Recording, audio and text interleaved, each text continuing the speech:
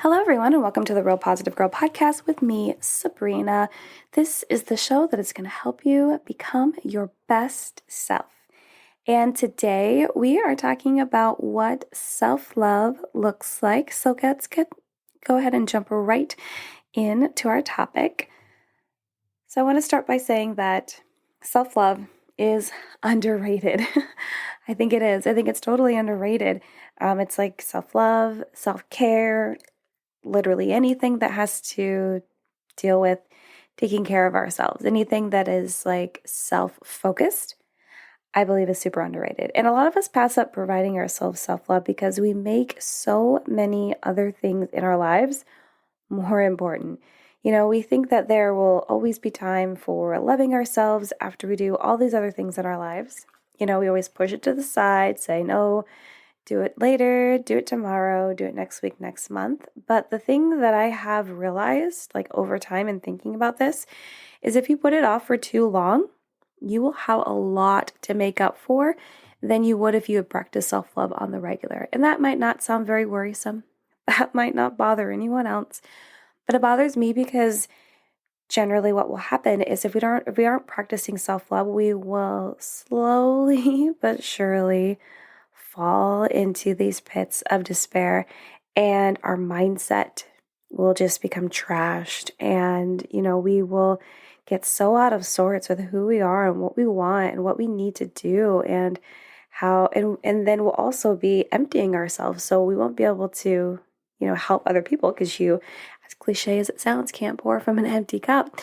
And it's just much easier to bounce back if you're doing it on the regular. I think that a lot of people would agree with it when you think of it that way. So yeah, I think it's just better to practice self-love more on the regular.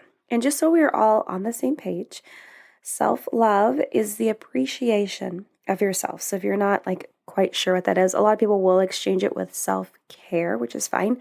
But yeah, self-love is the appreciation of yourself. With this appreciation growing, the more we support our physical, psychological, and spiritual needs. And a lot of those things, you might be like, I don't even understand how to support those things.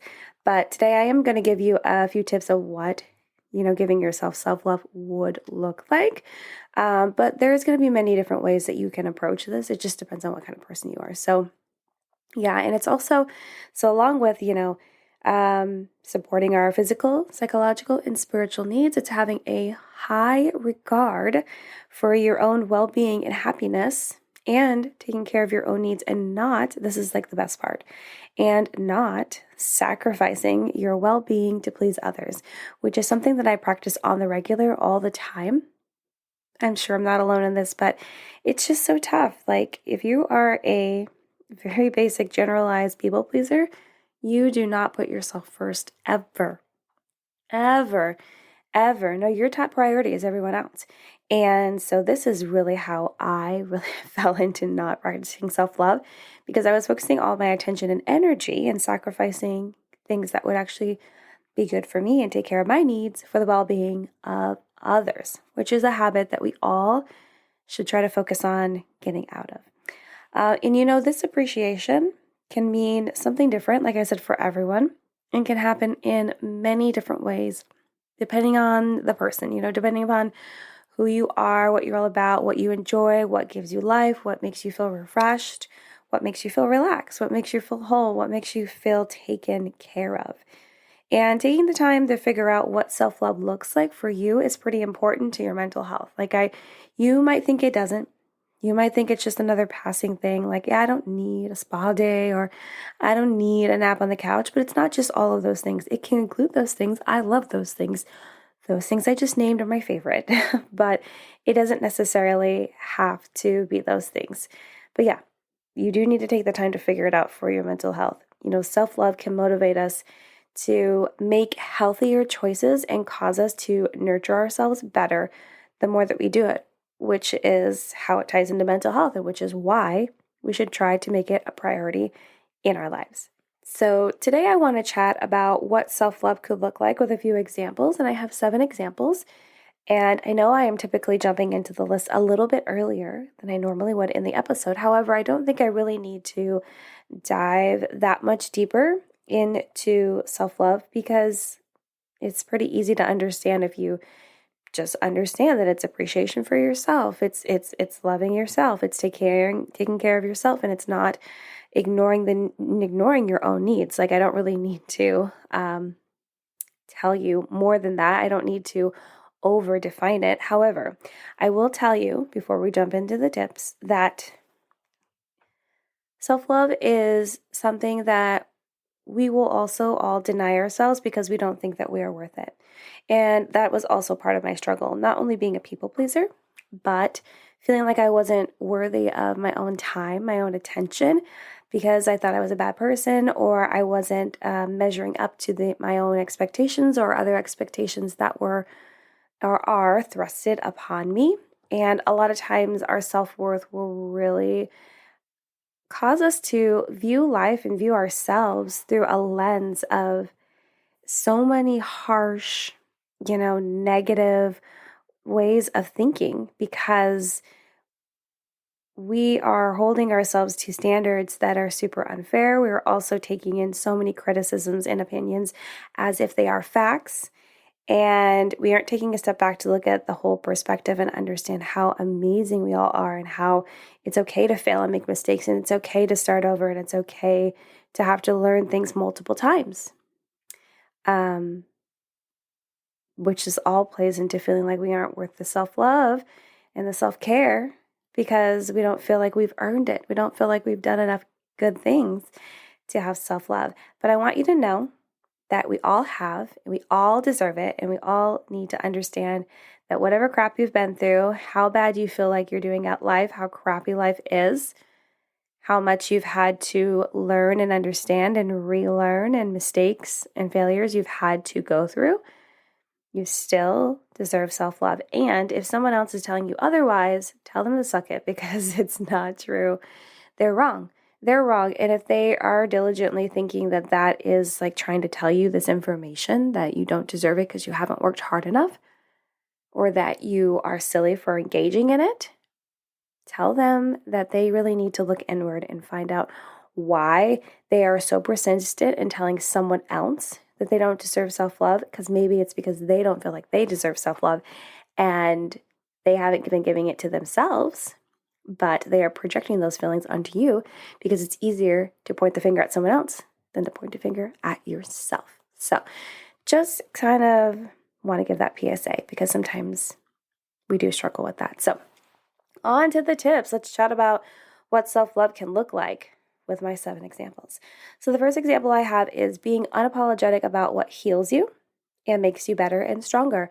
We shouldn't be apologetic about what heals us. So whether it is time alone, or time with family and friends, or needing to get away to a different place, or just making other what could be considered radical and dramatic changes in your life, like it's going to be whatever is best for you, right? It's whatever is going to heal you.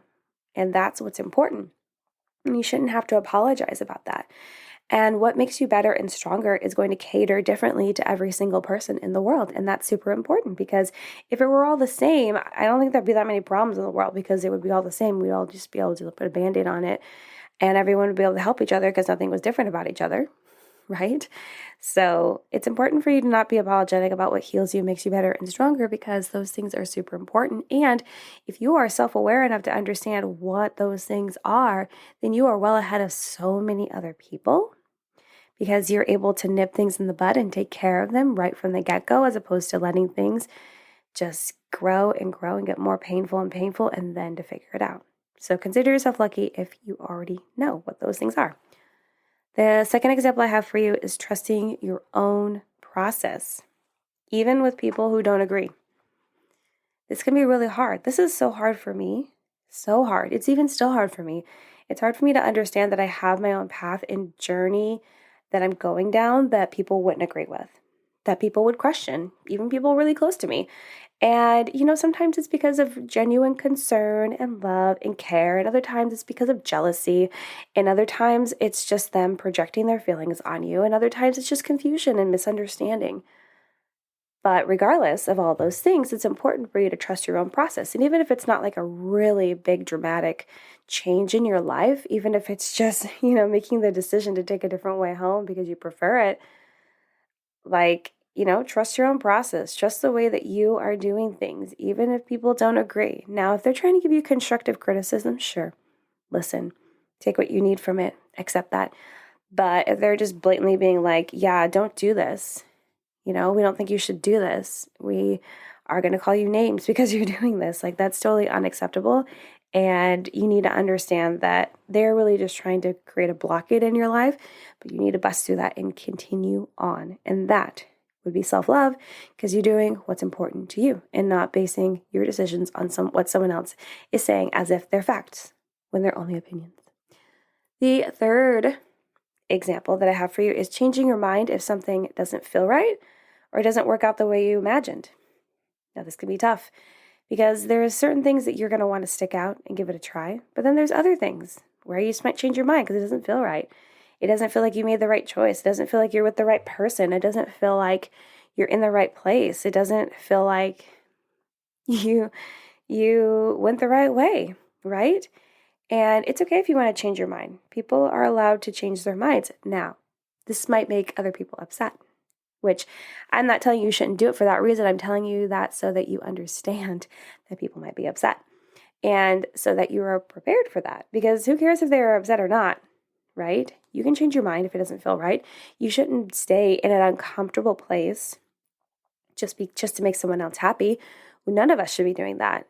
And if we are surrounded by people that are going to continually judge us for making changes in our life, then I don't think they really care about you that much, or they're super having a really big misunderstanding about what's going on in your life and what you want and what your drives and desires are. So, yeah, it's okay. You can love yourself by allowing yourself to change your mind if something changes, if something's different. That's okay. Or it doesn't work out the way that you imagined, right? And I'm not saying that you just quit everything in the beginning because you feel like it's not going to be as great as you thought. I'm saying give it some time and then make an actual qualified decision. Oh, this isn't going to work out. Or, oh, I don't really like this. Okay, fine. That's fine. And that is your choice. The fourth example I have for you is taking as much time as you need to heal and understand what you're going through or have gone through. This is a big one because a lot of people will compare themselves to someone else, or the people that are lending their support to you will compare what you're going through to them and say that, oh, you should only need this much time to get over this thing. When no one knows the answer to that. Sometimes not even the person that is going through the experience knows how long it is going to take them to heal. But everyone likes to make up an amount of time, and everyone likes to, project their thoughts and feelings of how long it should take onto that person, which is so unfair, right? Even more so if you have never experienced what they're going through. Like, let's say someone in their family died that they were super close to, and the support person has never experienced that. They can't be like, oh, you'll be fine in a couple months. Like, what if they're not fine in a couple months? My mom died in 1999 when I was 13. And, it took me at least 15 years to really get past it without having my heart break. 15 years. 15 freaking years.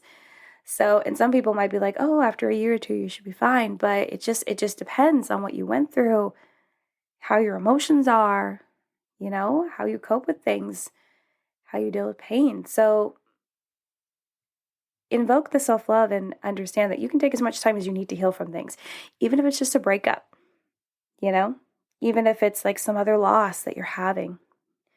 And taking the time to actually understand what you're going through or what you have gone through in your past is super important too. And that is showing yourself self-love, because you're not just trying to block it out. You're not just trying to forget it. You're trying to understand what happened, what you can learn from it, what you can glean from those experiences, and take that with you into the future, which I think is super smart and very mature, and a way to love yourself, show yourself self-love. The fifth example that I have for you is spending less time in toxic environments. So this can be a group of friends, maybe just one friend, maybe it's a workplace. It can be several different places. Maybe it's even the gym if you have a bunch of jerks there, which would be super unfortunate, especially if it was me, because I love the gym. Luckily, I'm able to work out at home, but yeah, that would be super sucky. So anyway, whatever the environment is, you have the right, you have the decision to make to love yourself more by spending less time in those toxic environments because they are rubbing off on you, because they don't promote any positive energy, because they don't push you to become your best self, all kinds of other reasons. But yeah, I do believe that showing yourself self-love would be by spending less time in those toxic environments and not absorbing those people and behaviors. The sixth example I have for you on what self-love can look like is saying no when you don't want to do something or be involved. Personal boundaries, you got to say no if you don't want to. And I know it's hard, especially if you're a people pleaser like me, and and a perfectionist, because you want to say yes. You want to give them what they want. You want to put a smile on their face. You want to make them happy because you feel like it reflects on you positively. But if you really don't want to do it, and you're not going to have fun, and you're going to have regrets and resentment, it's not worth it. It's not worth all those negative feelings and emotions. It's really not. So by showing yourself, like, self-love can definitely look like actually invoking personal boundaries of saying, no, I don't want to do this. Even if they're your best friend, even if they're your family, you're just like, no, I can't. I don't want to. This doesn't feel good, or this isn't right, or I don't have the time or the energy. Great. They'll have to deal with it. And that is your right.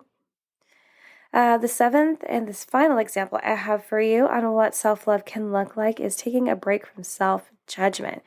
So hard because we have to live with ourselves day in, day out. But if you want to show yourself some self-love, stop judging yourself. Even if you just put like a timer on and do it for like an hour, if you're someone that judges yourself a lot during the day, or you can just like take a day and be like, okay, I'm not going to judge myself. And then when it comes up, I'm going to like pop out a different affirmation, or I'm going to have a moment of meditation or gratitude, and I'm going to have those materials that I need ready so I can just say the things out loud and get back to not judging myself. Because the more time that you take off from judging yourself, the better that you'll feel about yourself. The more your self-worth will grow. The stronger you will feel in your mind, in your body, in your soul. I promise you. So it's important for you to take those breaks until the breaks are not even needed, because it's not something that you're doing on the regular. It just pops up here and there, because I don't believe that it's totally going to go away. I just believe that you're going to be able to dampen it a whole heck of a lot. But that's all the tips I have for you today and talking about what self-love looks like. And yeah, that's all for this episode. I do want to remind you, if you're having a hard day, if you're having a tough day, if you're struggling, if you'd really just like to leave this day behind and you want to draw a line in the sand and decide that you are restarting your day right now, you are able to do the 5-minute reset, which is to reset, reboot, restart your day right then and there. You're able to take a break from any issues or burdens that are dragging you down, come up with resolutions for problems and issues that you're dealing with alone or with someone else. I always encourage everyone to come up with a list of at least 4 things that you are grateful for, big, small, medium size. You can be grateful that you're able to play a video game. You can be grateful that you finally remember to water your plants. You can be grateful that you got to take a walk today. And you can be grateful that you had enough extra money to go out for dessert. It doesn't matter. You can be grateful for anything and everything. The list is never ending. And last but not least, make sure that you're feeling at least neutral, if not positive, about the rest of the day. Because hopefully reviewing your gratitude list and spending more time thinking about the blessings and positives in your life will help you realize that by spending more time focused on those things, it'll help you get through any negative times and experiences you may go through. Not 100% positive, not even close, but as much as you can. And yeah, so take that if you need it. But yes, this is the end of the episode. Thank you so much for listening to the Real Positive Girl podcast with me, Sabrina. Don't forget to check the description box below with notes for the show, where to find me on Instagram, which is at Sabrina Joy Perozzo, or send me an email at realpositivegirlpodcast@gmail.com with any questions, comments, concerns, prayer requests, feedback, topic suggestions, or just to say hey, hi, and hello to me. Also visit my website, sabrinajoy.com, to listen to the show, to donate to the show, to see cute pictures of me and my dog, or to watch my funny YouTube channel. So that is it. Just so you know, the next episode coming up after this one, we'll be talking about overcoming resentment. But until next time, have a good one, and I will see you next time. Bye, guys.